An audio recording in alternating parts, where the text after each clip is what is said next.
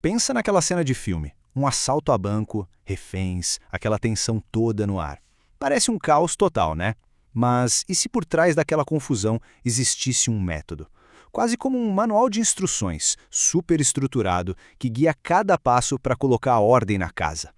Então, a grande pergunta é essa. O que a gente vê como um pandemônio, será que é, na verdade, uma série de ações muito bem calculadas? A resposta, olha, pode surpreender. É sobre como a ordem se torna a principal arma contra o caos. E a resposta é sim, esse manual existe mesmo. É o que se chama de doutrina de gerenciamento de crises. Pensa nisso como um mapa no meio do escuro. E hoje a gente vai entender as 3 fases principais que pegam uma situação super volátil e a transformam em algo controlável. Beleza, então vamos lá. Fase 1. E olha, essa aqui talvez seja a mais importante de todas. E ela acontece bem antes de qualquer sirene começar a tocar.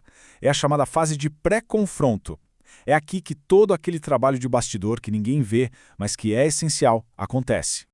E aqui já vem a primeira coisa, que talvez seja uma surpresa. O gerenciamento de crise não começa na crise. Não mesmo. Ele começa muito, mas muito antes. É a fase do planejamento, da prevenção, um trabalho que nunca para, sabe? É como construir o alicerce de um prédio. Porque, vamos combinar, na hora do aperto, não dá tempo de procurar um manual de instruções.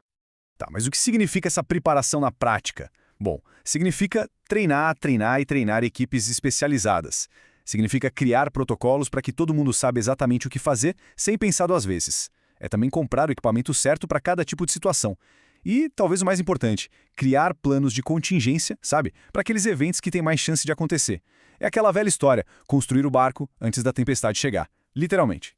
E aí, a tempestade chega, a crise estoura, a chamada de emergência é feita. E a gente entra na segunda fase, a resposta imediata. Agora o jogo vira. O foco sai totalmente da preparação e vai para a ação. Ação crítica ali, no calor do momento.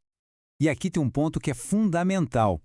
O primeiro policial que chega na cena, a missão dele não é ser o herói que resolve tudo sozinho. Não. A função principal dele é estabilizar, é conter. Pensa como se fosse estancar um sangramento grave.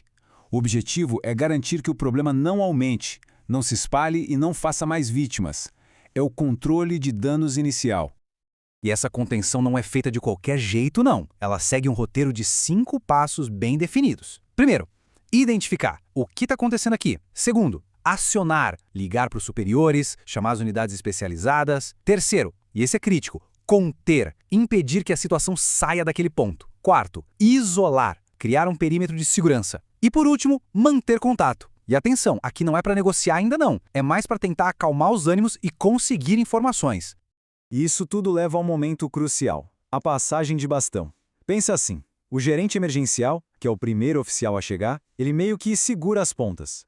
Mas aí chega o gerente efetivo. Esse sim é o especialista. E quando ele chega, ele assume o comando de tudo. É a hora que a gente sai do apagar incêndio e entra na estratégia para resolver de vez o problema. Ok, comando estabelecido, agora a operação entra na terceira fase. A gente deixa a contenção para trás e mergulha de cabeça na estratégia. Uma estratégia bem detalhada. É a fase do que eles chamam de plano específico. É aqui que o jogo de xadrez começa para valer. O gerente de crise e a equipe dele pegam todas as informações que foram coletadas e começam a desenhar um plano de ação sob medida. E isso é super importante, porque cada crise é única. Não existe receita de bolo, sabe? Não quando tem vidas em jogo.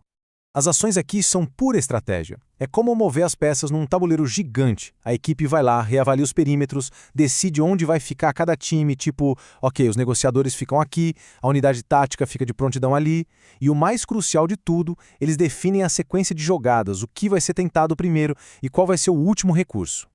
E assim, aquilo que começou como um evento totalmente caótico, imprevisível, vai sendo passo a passo transformado num processo gerenciado. A gente viu essa jornada, né? Desde a preparação, lá no silêncio, até a execução de uma estratégia bem complexa.